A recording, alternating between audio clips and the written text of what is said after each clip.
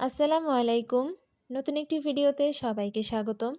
আমি আজকে আপনাদেরকে একটি অর্কিড টাইপের ফুল পেইন্টিং করে দেখাবো। এই ফুলটি রেফারেন্স হিসেবে আমি নিয়েছি। কোথা থেকে নিয়েছি আমি নিজেও জানি না, ভুলে গেছি। যাই হোক, তো ফুলটা আমি আপনাদের সাথে শেয়ার করছি যে কোন ফুলের রেফারেন্সটা আমি নিয়েছি। তার আগে বলে নেই, আমি যেই রং ব্যবহার করেছি এটা হচ্ছে অ্যাক্রিলিক এবং অ্যাক্রামিন রং।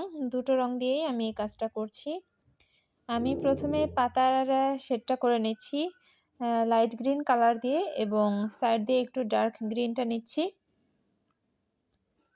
আর আমি যেই ফুলটা রেফারেন্স হিসেবে নিয়েছি সেই ফুলটা হচ্ছে এই যে এখন যেটা দেখতে পাচ্ছেন, এই ফুলটাই আমি রেফারেন্স হিসেবে নিয়েছি। তো আমি এখানে ফুলের জন্য যেই রংটা ব্যবহার করব সেটা হচ্ছে রেড কালার। এটা হচ্ছে অ্যাক্রিলিক রং। আমি এখানে রং ব্যবহার করেছি আম ক্রিম কালারের মতো একটা বা হালকা পিঙ্কিশ টাইপের একটা রং আম করে নিয়েছি। সেটা হচ্ছে রেডের সাথে হালকা একটু সাদা রংটা মিশিয়ে নিয়েছি।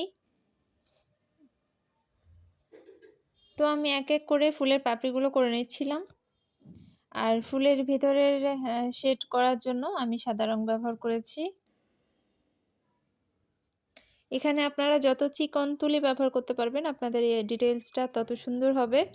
আমি এখানে যেই তুলিটা ব্যবহার করেছি সেটা হচ্ছে আপনার ৪ নম্বর তুলিটা, ৪ নম্বর রাউন্ড তুলিটা আরকি। তো আবার নতুন কোনো ভিডিও নিয়ে হাজির হব। সবাই ভালো থাকবেন। আল্লাহ হাফেজ।